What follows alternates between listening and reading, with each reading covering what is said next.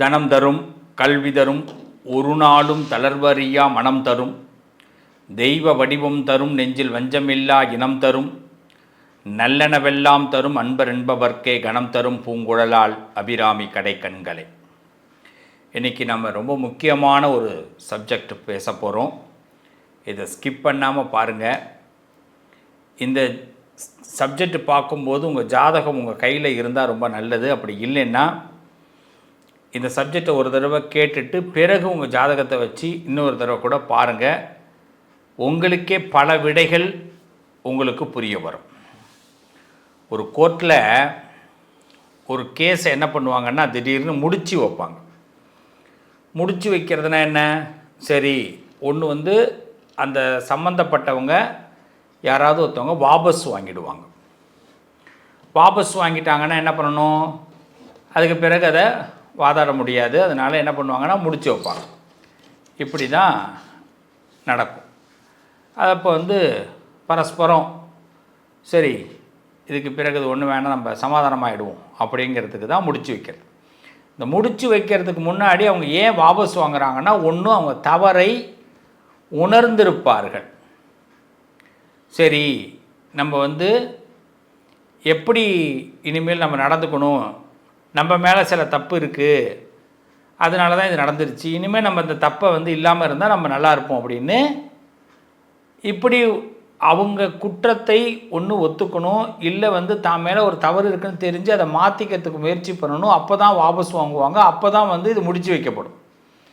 சண்டை போட்டுக்கிட்டே இருக்கிறதுனால எந்த விதமான பிரயோஜனமும் இல்லை. தர்மசாஸ்திரப்படி ஒரு தவறை ஒரு மனிதன் முதல்ல ஒத்துக்கணும். நான் ஒரு தப்பு பண்ணியிருக்கேன் அப்படின்னா எனக்கு தெரியாமல் ஒரு தப்பு நடக்க போகிறதில்ல. சார், என் மேலே அபாண்டமாக ஒருத்தவங்க பழி சுமத்திட்டாங்க சார் அப்படின்வாங்க. அபாண்டமாக என்னை தப்பு நமக்கே தெரியும் நம்ம தப்பு பண்ணியிருக்கோமா தப்பு பண்ணலையான்னு. நம்ம ஏதாவது ஒரு ஹிண்ட்டு நம்ம இருந்திருந்ததுன்னா அவன் 2 ஆக்குவான் 3 ஆக்குவான், அது அவனுடைய வேலை. ஆனால் அந்த ஒன்று இருக்கிறது நம்ம கையில் தான் இருக்குது. ஒரு ஃபுல் ஸ்டாப் வச்சது யார்? ஃபுல் ஸ்டாப் வைக்காமல் விட்டுருந்தோம்னா அவன் 2 ஆக்க முடியாது 3 ஆக்க முடியாது. அப்போ 3 ஆக்குறான் 2 ஆக்குறான்னா நமக்கு ஒரு ஃபுல் ஸ்டாப் வச்சுருக்கோன்னு அர்த்தம். ஸோ அப்போ நம்ம என்ன பண்ணக்கூடாது? ஒரு தப்பு வாழ்க்கையில் நடக்குதுன்னா நமக்கே அது முன்னாடி தெரிஞ்சிடும். அதனால தான் நம்ம லைஃப் என்ன ஆகுதுன்னா நிறைய இடங்களில் செட்டில் ஆக முடியல. நம்ம லைஃப்பில் நாம் நினைக்கிறது நடக்க மாட்டேங்குது. நம்ம ரொம்ப கைகூடி வரக்கூடிய திட்டங்கள்லாம் பலகீனமாகி நின்று போயிடுது. ஒரு நல்ல போஸ்டிங்கிலே உட்காந்துருக்கோம்னா அந்த போஸ்டிங்கில் ரொம்ப நாள் தொடர முடியல. சில பேருக்கு விதுக்குன்னு இருக்கும், எப்போ இந்த போஸ்ட் நம்மளை விட்டு போகும் அப்படின்னு. சில பேர் சம்பாதிக்கலான்னு யோசனை வரும், எல்லாம் ரெடி பண்ணுவாங்க, ஆனால் சம்பாதிக்க முடியாது. இன்னும் ஒரு சில பேருக்கு பார்த்திங்கன்னா சம்பாதிக்கிறதுக்கு நல்ல யோகங்கள் அந்த சம்பாதிச்சு விட்டுடுவோம், யாருக்கும் தெரியாமல் விட்டுடுவோம். அது எவனுக்காக தெரிஞ்சால் பிரச்சனை ஆகிடுமேன்னு நம்ம தெரியாமல் வச்சுப்போம். கடைசியில் போனதுக்கு பிறகு அவன்கிட்ட சொல்ல முடியாது. அப்போது ஒரு லைஃப்பில் செட்டில் ஆக முடியல, ஃபேமிலியில் செட்டில் ஆக முடியல, வாழ்க்கையில் செட்டில் ஆக முடியல, கௌரவமாக ஒரு விஷயத்தை நம்ம ஒரு தகுதியை உயர்த்திக்க முடியல. இதுக்கு என்ன காரணம்? சில பேர் உயர்த்திக்கிட்டே வராங்களே, அதுக்கு என்ன காரணம்? இப்போ 2 பற்றி தான் நம்ம அலசி ஆராய போகிறோம். இது ஒரு உண்மையான சப்ஜெக்டு, முக்கியமான சப்ஜெக்டு. உங்கள் ஜாதகத்தை வைத்து தான் இந்த சப்ஜெக்ட் பேச போகிறேன். இதில் ஒவ்வொரு ராசிக்கும் எப்படி இருக்குன்னு தனிப்பட்ட முறையில் விவரிக்க போகிறோம். அதுக்கு முன்னதாக இந்த பிளானட் பொசிஷனை பற்றி உங்களுக்கு சொல்லிடுறேன். அதற்கு பிறகு ஒவ்வொரு ராசிக்குள்ளே வரேன். இப்போது உங்களுக்கு லக்னம் நல்லா இருக்கணும். லக்னம் நல்லா இருந்தது, உங்கள் ஜாதகத்தில் நீங்கள் லைஃப்பில் செட்டில் ஆகணும் அப்படிங்கிறது யார் யார் செட்டில் ஆகுவாங்க? யார் செட்டில் ஆகுவாங்க? I am settled sir, I am unsettled sir. நமக்குள்ளே நமக்கு அந்த கேள்விக்கு பதில் நமக்கு மட்டும்தான் இருக்கும். வாழ்க்கையில் நிறைய நடிச்சுக்கிட்டே இருப்போம். செட்டில்னால் எப்படி? ஒருத்தன் செட்டில் ஆகிட்டான் சார், நான் மட்டும் செட்டில் ஆகலை சார். ஒருத்தன் என்னோட படித்தவன் நல்லா வந்துட்டான், நான் மட்டும் முன்னேறவே முடியல. என்ன காரணம்? ஃபஸ்ட்டு என்னென்னா அவனுக்கு லக்னம் செட்டில் ஆனவனுக்கு லக்னம் நல்லா இருக்கும். லக்னத்துக்குரியவன் உச்சம் ஆட்சி நட்பு பெற்றிருந்தால் அவன் வாழ்க்கை நிலை பெறும். 2ஆம் பாவம் சொல்லுவாங்க. பாவம் இல்லை, பாவம்.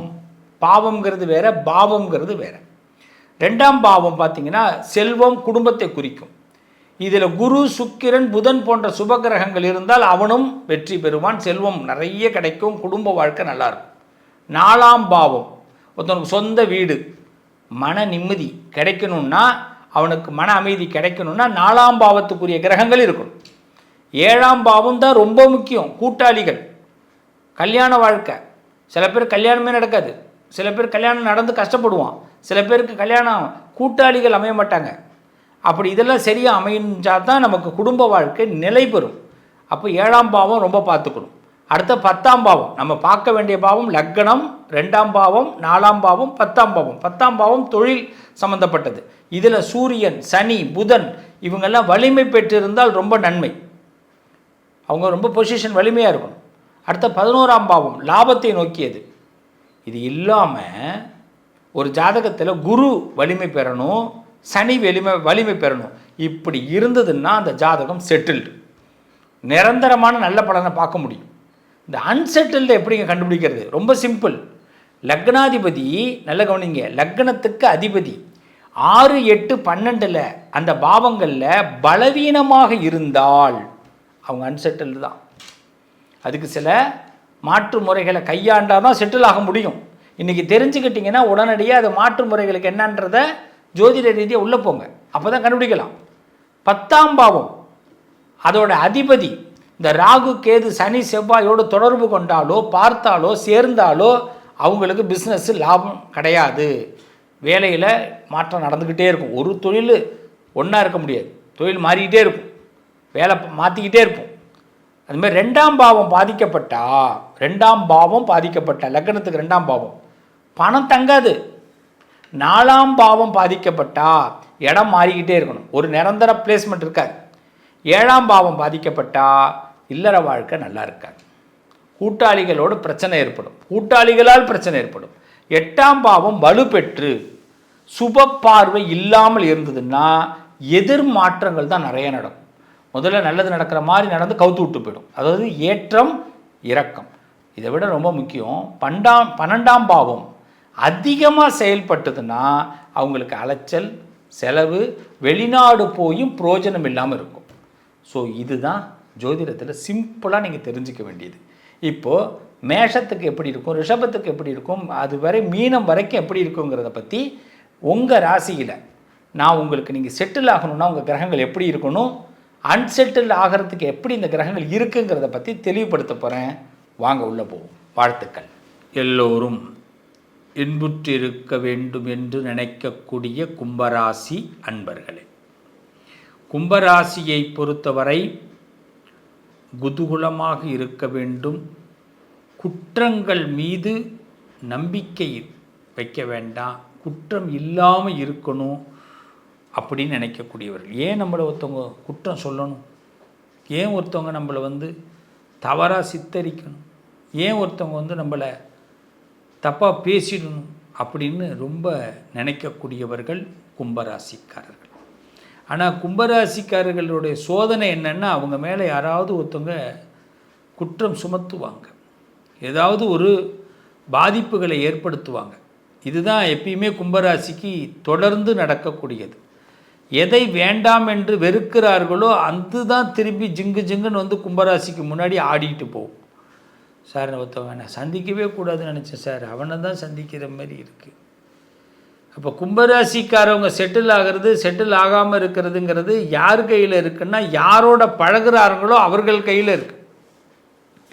பொதுவாக நான் 4-5 ராசி கையில் வச்சுருக்கிறேன், சொல்கிறேன் உங்களுக்கு. அதெல்லாம் விரைவில் அடுத்த பதிவில் போடுறேன். அதில் கும்பராசி முதலிடம். இந்த செட்டில் ஆக முடியாமல் மற்றவர்களால் தவிக்கக்கூடியவர்கள், கும்பராசி செட்டில் ஆகக்கூடாதுன்னு தவிர்க்கக்கூடியவர்களும் இவங்க தான். இவங்களை தவிர்த்துருவாங்க. ஒரு 10 பேர் எழுதியிருப்பாங்க, இந்த 10 பேர் தான் அடுத்த கட்டத்துக்கு போகணும். ஆனால் கும்பராசியோட பேர் அதில் இருக்கும், ஆனால் கும்பராசி மட்டும் அதில் வரமாட்டாங்க. என்ன சார் இது கொடுமையாக இருக்குது? நான் வந்து எல்லாம் யோசித்து வச்சுருக்கிறேன், எல்லாமே செய்கிறேன், ஆனால் என் பேர் வரமாட்டேங்குது. இப்போ நான் என்ன பண்ணேன் சார்? என் மேலே மிஸ்டேக்கா, அவங்க மேலே மிஸ்டேக்கா, யார் மேலே மிஸ்டேக்? இப்போது நமக்கு இந்த தோணுதல் ஏற்படும், ஆஹா இது ஏதோ சம்திங் ராங், எனக்கு புரியல சார். இப்படி கும்பராசிக்காரவங்க ஒரு பயமே வந்துடும், வெயிட்டிங் லிஸ்ட்டில் வச்சுருவாங்க. என்னமோ கும்பராசி முன்னேறினா யாருக்குமே பிடிக்க மாட்டேங்குது, ஏன்னே காரணம்னே தெரியல.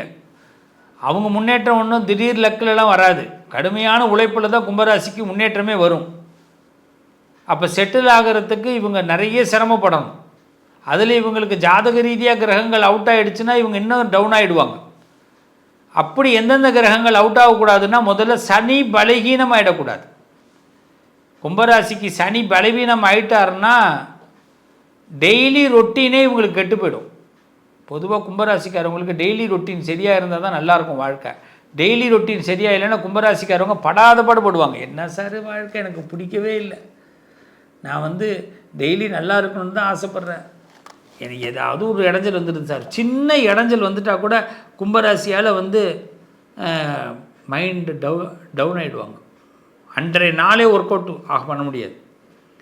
அது நீங்கள் எல்லோரும் சொல்லுவாங்க, என்னங்க இதுக்கெல்லாமல் போயிங்க வந்து மனசை ஒடிகிறீங்க, என்னங்க இதெல்லாம் ஒரு பிரச்சனையானுவாங்க. அவங்களுக்கு வேணால் அது பிரச்சனை இல்லாமல் இருக்கலாம், ஆனால் கும்பராசிக்கு சின்ன விஷயம் கூட பெரிய பிரச்சனை தான். ஒரு கரண்ட் இல்லைன்னா கூட கும்பராசியால் வந்து ஏன் கரண்ட் இல்லைன்னா 100 தடவை யோசிக்கிற மாதிரி இருக்கும். அப்போ கும்பராசிக்கு எல்லாம் கரெக்டாக இருந்தால் தான் அந்த நாளே நல்லாயிருக்கும், அவங்க ஒரு விஷயத்தை சரியாக செய்ய முடியும். அப்போ சனி வந்து என்ன பண்ணுவார், பலகீனமாகிட்டார்னா அவர் டெய்லி ரொட்டீன் ஒர்க்கை கெடுத்து விடுவார். டெய்லி ரொட்டீன் ஒர்க்கு கெடுத்து போயிட்டுனா அப்போ எல்லாமே லைஃப் அவுட்டு. அப்போ சனி பலகீனம் இல்லாமல் இருக்கணும், பலவீனம் இல்லாமல் இருக்கணும். அடுத்தது ராகு சரியாக இருக்கணும். கும்பத்தில் ராகு மட்டும் சாதகம் இல்லாமல் இருந்தாங்கன்னா குழப்பங்களை ஏற்படுத்திக்கிட்டே இருப்பார். அதுவும் பார்த்திங்கன்னா இவங்க நெருப்பு மேலே தான் நிற்கிற மாதிரி இருக்கும். இன்னும் சொல்லப்போனால் எதிரிகளுக்கு அதை சொல்லுவாங்க, போர்க்களமே இல்லாமல் போரை சந்திக்கக்கூடியவர்கள். 10 பேர் ஏற்று நின்னானா பரவாயில்ல, ஒருத்தவன் ஏற்று நிற்பான், அவனுக்காக போரெலாம் தொடுக்கணும். இந்த ராகு நம்மளுக்கு குழப்பத்தை ஏற்படுத்தும். அதுமாரி கேது குரு வந்து பலம் இல்லாமல் போயிட்டாருன்னா இவங்களுக்கு தக்க நேரத்தில் உதவி செய்கிறவங்களாம் உதவி செய்யாமல் போயிடுவாங்க. அதுவும் முக்கியமாக கழுத்தை அறுத்துருவாங்க. இவங்களை நிறைய பேர் கும்பராசிக்காரவங்க வந்து கழுத்தை அறுக்கப்பட்டவர்கள். அதாவது இவங்களுக்கு கழுத்தை அறுக்க தெரியாது, அவங்க வந்து இவங்களை கழுத்தை அறுத்துருவாங்க மற்றவங்க. இதில் வந்து உண்மையிலே கும்பராசிக்காரவங்க ஃபீல் பண்ணக்கூடியவர்கள். சார் நம்பிக்கை துரோகத்தை நிறையா பார்த்துட்டேன் சார், முடியல சார். அப்போ குரு பலவீனமாக இருக்காருன்னு அர்த்தம். 10ஆம் பாவம் பாதிப்பு, 2ஆம் பாவம் சிக்கலில் இருந்ததுன்னா இவங்க குடும்ப வாழ்க்கை சாதகமாக இருக்காது. குடும்ப வாழ்க்கைன்ற பேரில் தான் இருப்பாங்க, குடும்ப வாழ்க்கை இவங்களுக்கு சாதகமாக இருக்காது.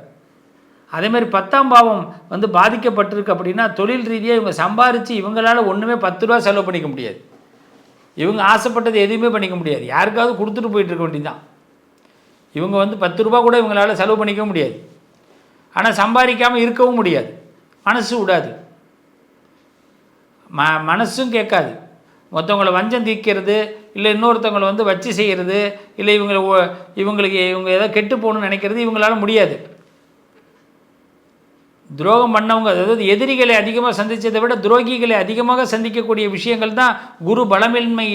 குரு வந்து பலம் இல்லாமல் இருந்தாருன்னா கும்பத்துக்கு நடந்துக்கிட்டே இருக்கும். அதேமாதிரி பார்த்திங்கன்னா இந்த 10ஆம் பாவம் பாதிப்பு, 2ஆம் பாவம் வந்து சிக்கலை ஏற்படுத்தும். கேது சாதகமாக இல்லைன்னா பிரிவை ஏற்படுத்தும். நல்லா பழகின்னு இருப்பான், திடீர்னு பிரிஞ்சிடுவான், சொல்லாமல் கொள்ளாமல் பிரிஞ்சிடுவான், ஃபோனே எடுக்க மாட்டான். கும்பராசி இதில் தான் பெருத்த டவுன் ஆகிடுவாங்க. சார் நல்லா தான் சார் இருந்தாங்க, ஏன் தான் ஃபோன் எடுக்கலன்னு தெரிலன்னு, நல்லா பழகினாங்க சார், போயிட்டாங்க சார். அதேமாதிரி 10ஆம் பாவம் பாதிப்பு, 2ஆம் பாவம் சிக்கலை உண்டாக்கும் போது என்ன ஆகும் அப்படின்னா தேவையில்லாமல் வம்பு வழக்குகளில் போய் மாட்டிப்பாங்க. அதுவும் என்னென்னா யாருக்காவது ஒரு பிரச்சனைனா இப்போ ஒருத்தவங்களை சுட்டி காட்டணும்னா கும்பராசியை சுட்டி காட்டிடுவாங்க, இவரால் தான் அப்படி நடந்தது, இவங்களால தான் அப்படி நடந்தது அப்படின்னு. அது கும்பராசி அதை பற்றியே தெரிஞ்சிருக்க மாட்டாங்க. அப்போ கும்பராசியை பொறுத்த வரைக்கும் என்னென்னா மற்றவங்களுக்கு ஒரு ஊறுகாய், கும்பராசி மற்றவங்களுக்கு ஊறுகாய் தொட்டுக்கிறதுக்கு. அப்புறம் உடனே டாக்டர் சொல்லுவார், ஊறுகாய் ரொம்ப தொட்டுக்கிட்டால் உனக்கு கொலஸ்ட்ரால் உண்டாகுன்னுவார். அப்போ அது என்னென்னா அப்புறம் ஊறுகாவை போட்டு வீணாக போயிடும், தூக்கி கொட்ட வேண்டியதான். இந்த சந்திரன் வந்து கும்பத்துக்கு சாதகமாக இல்லைன்னா மனசோர்வு ஏற்படுது. சந்திரன் மட்டும் கும்பராசியில் எந்த கிரகத்தோடு சம்மந்தப்படக்கூடாது. இந்த கும்பராசிக்காரவங்களுக்கு இருக்கிற பெரிய மைனஸே அங்கே தான். சந்திரன் எந்த கிரகத்தோடு சம்மந்தப்பட்டு இருந்ததுன்னா மனசோர்வு ஏற்பட்டுடும், டவுன் ஏற்பட்டுடும், சம்பாதிக்கிற காசு மைனஸ் ஆகிடும். இந்த கும்பராசிக்காரவங்களுக்கு இது ஒரு பெரிய மனசிக்கல்களை கொடுக்கும். சந்திரன் டவுன் ஆகக்கூடாது. இது வந்து ரொம்ப ரொம்ப சில பேருக்கு பார்த்திங்கன்னா கும்பராசிக்காரவங்க மன முதிர்ச்சி ஆகிடுவாங்க. அதாவது மன முதிர்ச்சி இல்லை, அது என்ன சொல்லுவாங்க, டிப்ரெஷன். சார் என்னன்னு தெரில சார் அப்படின்வாங்க. ஏன்னா சந்திரன் சனி, சந்திரன் கேது, சந்திரன் செவ்வாய், இந்த கூட்டணி கும்பத்துக்கு அடிக்கடி ஏற்படும், நிறைய இருக்கும், பிறப்புலேயே இருக்கும். அதேமாதிரி புதன் பலம் இழந்திருந்தார், சூரியன் பாதிக்கப்பட்டிருந்தார் அப்படின்னா இவங்க புகழ் அடைகிறது ரொம்ப கஷ்டப்படுவாங்க. இவங்க புத்திசாலித்தனத்தை சரியாக செயல்படுத்த முடியாது. இவங்களை எல்லாரும் புத்தி இல்லாதவர்கள், அதாவது இந்த காமெடி நடிகர்கள்னு சொல்லுவாங்க. இந்த காமெடி நிறைய இடத்துல வந்து கும்பராசி என்ன பண்ணுவாங்கன்னா காமெடியன் ஆக்கிடுவாங்க. ஹியூமர் சென்ஸ் உள்ளவங்கள காமெடியன் ஆக்கிடுவாங்க. ஒரு பிஸ்னஸே ஆரம்பிக்கும் போது என்ன சொல்லுவாங்க தெரியுமா, கும்பராசி ஆரம்பித்தா நீ எல்லாம் இதுக்கு எலிஜிபிள் இல்லைப்பா, செட்டில் ஆக மாட்டப்பா அப்படின்வாங்க. அதை பற்றிலாம் கவலையப்படாதீங்க. ஒரு வேலைக்கு போகும்போது நீ எலிஜிபிள் இல்லைன்னுவாங்க, நீ செட்டில் ஆக மாட்டேன்னுவாங்க. நீங்கள் பிஸ்னஸ் ஆரம்பிக்கும் போது இதே வார்த்தையை சொல்லுவாங்க. கொஞ்சம் கூட ஃபீல் பண்ணாதீங்க, நீங்கள் தைரியமாக ஆரம்பிங்க. உங்கள் நம்பிக்கை, உங்கள் திறமை மேலே நம்பிக்கை வைங்க. அந்த தொழில் உங்களுக்கு தெரிஞ்சிருக்கணும், அவ்வளோதான். தெரியாத தொழிலில் இறங்கி விடாதீங்க, அப்புறம் அவங்க சொல்கிறது உண்மையாக போயிடும். அதனால் தெரிஞ்ச தொழிலை கற்றுக்கிட்டு இறங்குங்க. அப்புறம் பாருங்கள், நீங்கள் ஒரு ஆள் தான் அதில் ஜெயிச்சிருப்பீங்க, எல்லோரும் உங்கள்கிட்ட தான் உதவி கேட்பாங்க. இதுதான் கும்பராசியோட பெரிய பலமே. இப்போ கும்பராசி செட்டில் ஆகிறதுக்கு என்னங்க வழி?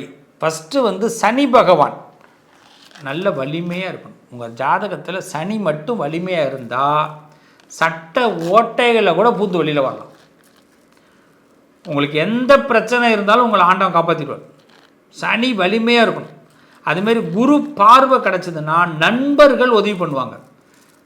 முகம் தெரியாத மனுஷன்லாம் உதவி பண்ணுவாங்க.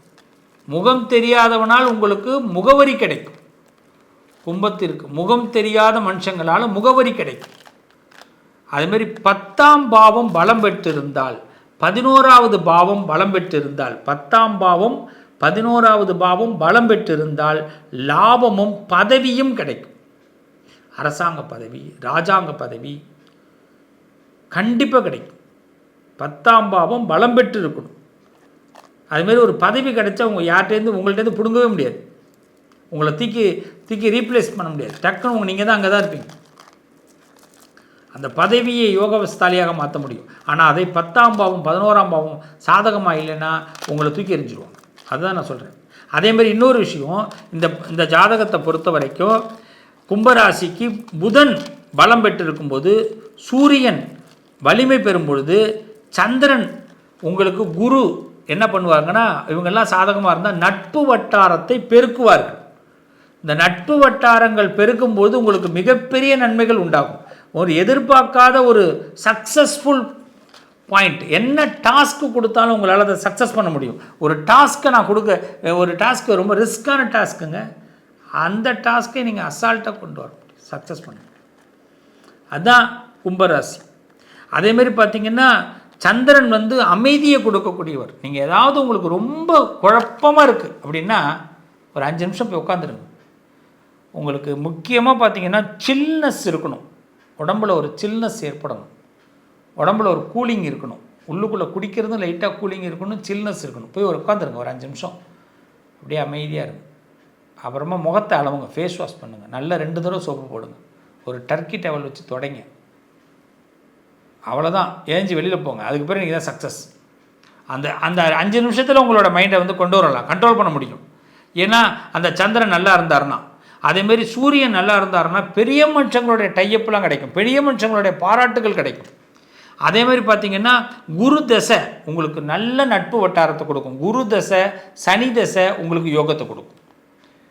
சூரிய தசையை விட சனி தசை, குரு தசை யோகத்தை கொடுக்கும். சூரிய தசை டவுனை கொடுக்கும், குரு தசை சனி தசை யோகத்தை கொடுக்கும், நட்பு வட்டாரத்தை பெருக்கும். திட்டமிட்ட உழைப்பு தான் உங்களுடைய ஃபஸ்ட்டு சக்ஸஸ். நல்லா புரிஞ்சிங்க, அனாவசியமாக உழைச்சிக்கின்னு இருக்காதிங்க.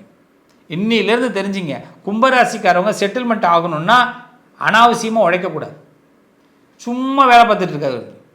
நேரத்துக்கு வேலை பாருங்கள், மனிதர்களுக்கு தகுந்த மாதிரி வேலை பாருங்கள், ஸ்மார்ட் ஒர்க் பண்ணுங்க. இதை விடலாம் யாரும் உங்களுக்கு சொல்லித்தர மாட்டாங்க. இதுதான் என்னை பொறுத்த வரைக்கும் உண்மையான காரணம். ஸ்மார்ட் ஒர்க் அதுதான் உங்களோட பெரிய ஃபஸ்ட் கிளாஸான உங்களோட டைம் உண்டாகும். நீங்கள் செய்ய வேண்டிய பரிகாரம் சனீஸ்வர வழிபாடு பண்ணுங்க. சனிக்கிழமை நீங்கள் செட்டில்மெண்ட் ஆகிறதுக்காக சனீஸ்வர வழிபாடு பண்ணுங்க. உங்களுக்கு மிகப்பெரிய உயர்வை கொடுக்கும். எண்ணெய் தீபம், நல்லெண்ணெய்ன்னு சொல்லுவாங்க, நல்லெண்ணெயில் தீபம் போடுங்க சனீஸ்வரனுக்கு. சனிக்கிழமை நல்லெண்ணெய் கொஞ்சம் வாங்கி சனீஸ்வரனுக்கு கொடுங்க அபிஷேகம் பண்ணுறதுக்கு. காக்காய்க்கு உணவு வைங்க. மாற்றுத்திறனாளிகள் திருநங்கைகளுக்கு உதவி பண்ணுங்கள். நீங்கள் செட்டில் ஆகிறதுக்கு, செட்டில் ஆனதை தக்க வச்சுக்கிறதுக்கு என்ன பண்ணுறதுங்க, ஆதரவற்றவர்களுக்கு உதவி பண்ணுங்கள். இதுதான் முக்கியம். முதியோர் இல்லம், ஆதரவற்றவர்கள், இந்த உலகத்தில் அனாதைகள்ங்கிறதே கிடையாது, எல்லாம் கடவுளோட பிள்ளைகள். அப்போ அந்த ஆதரவு இல்லாமல் இருக்கிறவங்களுக்கு நம்ம உதவி பண்ணணும். சனிக்கிழமையில் தானம் பண்ணுங்கள், அன்னதானம் பண்ணுங்கள். சனிக்கிழமையில் அன்னதானம், யாருக்காவது 2 பேருக்காவது சோறு வாங்கி கொடுங்க ப்ளீஸ். எளிமையாக வாழுங்க. நான் உங்களுக்கு சொல்லித்தரேன். கும்பராசிக்காரங்க நீங்கள் எவ்வளோ கோடீஸ்வரனை வேணாலும் இருங்க, எவ்வளோ பணக்காரனை வேணாலும் இருங்க, நீங்கள் கொஞ்சம் எளிமையாக இருந்து பாருங்களேன். ஆனால் நீட்டாக இருங்க, ஒயிட் அண்ட் ஒயிட் அதுமாதிரி நீட்டாக இருங்க, அதில் ஒன்றும் குறையில்லை. எளிமையாக இருங்க, படோபகாரத்தை காட்டிக்க வேண்டாம். உங்கள் வாழ்க்கை நிச்சயமாக ரிசல்ட் ஃபஸ்ட் கிளாஸாக இருக்கும். நம்பலாம். கும்பராசிக்காரர்கள் நல்லது நடக்கும். உறவுகளே, நண்பர்களே, இந்த பதிவு நீங்கள் முழுசாக பார்த்துருப்பீங்க. உங்கள் ஜாதகத்தை நான் தெளிவாக உங்களுக்கு சொல்லியிருக்கிறேன். இதில் இப்போ முக்கியமாக 3 பரிகாரங்கள் சொல்ல போகிறேன். இதுதான் ரொம்ப முக்கியமானது, சக்தி வாய்ந்த பரிகாரங்கள். நீங்கள் செட்டில் ஆகிறதுக்காக, உங்கள் லைஃப்பில் நீங்கள் செட்டில் ஆகணுன்னா இதை மிஸ் பண்ணாமல் இந்த பரிகாரங்களை நீங்கள் கண்டிப்பாக கேளுங்க. இந்த பரிகாரம்தான் உங்கள் வாழ்க்கையில் கண்டிப்பாக, இது சக்தி வாய்ந்த பரிகாரம். இதை செஞ்சு பாருங்கள், நீங்கள் செட்டில் ஆவீங்க. வாழ்க்கையில் வெற்றிங்கிற ஒரு பாதையை கண்டிப்பாக உங்களால் பெற முடியும். ஒரு அரியாசனத்தை நீங்கள் பெற முடியும். ஃபஸ்ட்டு என்ன பண்ணணும், எல்லாருமே ஒவ்வொரு அமாவாசையிலும் முன்னோர்களுக்கு தர்ப்பணம் அல்லது இயன்ற அளவு இந்த நினைவு அஞ்சலி செய்து அன்னதானம் பண்ணுறது நல்லது. அமாவாசையை மிஸ் பண்ணாதீங்க. யாரும் அமாவாசையை மிஸ் பண்ணாதீங்க. அமாவாசையில் முன்னோர்களுக்கு தர்ப்பணம் கொடுங்க. இயன்ற அளவு இந்த நினைவு அஞ்சலியிலாவது பெரிய முன்னோர்களோட நினைவு அஞ்சலிகளில் அன்னதானம் செய்யுங்க, மறந்துடாதீங்க, செய்யுங்க. அதுமாரி ஒவ்வொரு பௌர்ணமியிலும் சிவன் கோயில், விஷ்ணு பெருமாள் கோவில், அம்மன் கோவில், அடுத்து முருகன் ஆலயத்தில் நெய் தீபம் ஏற்றி வழிபாடு பண்ணுங்கள். 2 நெய் தீபம், சிவாலயத்தில் 2 தீபம், விஷ்ணு ஆலயத்தில் 2 தீபம், அம்மன் ஆலயத்தில் 2 தீபம், முருகன் ஆலயத்தில் 2 தீபம் ஏற்றி வழிபாடு பண்ணுங்கள். மாதம் ஒரு முறையாவது அன்னதானம், அப்படி இல்லைன்னா கல்விக்கு உதவி. இன்னும் சொல்லப்போனால் நீங்கள் நவக்கிரக வழிபாடு இதை அவசியம் செய்யுங்க. மாதத்தில் ஒரு நாள் நவக்கிரகத்துக்கு ஒரு அபிஷேகத்தை கொடுக்கலாம், இல்லை வழிபாடு செய்யுங்க. எந்த நாளில் வேணாலும் எடுத்துக்கலாம். ஒரு ஞாயிற்றுக்கிழமை கூட எடுத்துங்க. சூரியனுக்கு பிரதானமாக இதை மட்டும் செஞ்சுட்டு வாங்க. ஆனால் அன்னதானம், கல்விக்கு உதவி கண்டிப்பாக செய்யுங்க. இது சக்தி வாய்ந்த விஷயம். நம்ம வாழ்க்கையில் நிச்சயமாக நமக்கு ஒரு தசாபுத்தி, அந்தரம், கோச்சாரம் சாதகமாக இருக்கும் பட்சத்தில் நம்ம நிச்சயமாக செட்டில் ஆகிறது உறுதி. நம்ம எல்லோரும் ஒரு செட்டில்மெண்ட் லைஃபுக்குள்ளே வரப்போகிறோம். All the best. எல்லாருக்கும் வாழ்த்துக்கள். நீங்கள் எல்லோரும் செட்டில் ஆகிறத நான் கண்டிப்பாக பார்ப்பேன். நம்ம மீண்டும் உங்களை அடுத்த ஒரு நல்ல பதிவில் சந்திக்கிறேன். வாழ்த்துக்கள். நல்லதே நடக்கும். உங்கள் அதிர்ஷ்டத்திற்கான தீர்வு: கல்வி, பதவி, யோகம், தொழில் வளர்ச்சி பெருக. ஜாதகம், வாஸ்து, திருமண பொருத்தம் பார்க்கவும், பிரசன்னம் கேட்கவும். Positive lion doctor Sivashri Manikanda Sivam. தொடர்பு கொள்ள வேண்டிய வாட்ஸ்அப் எண் 7904137178.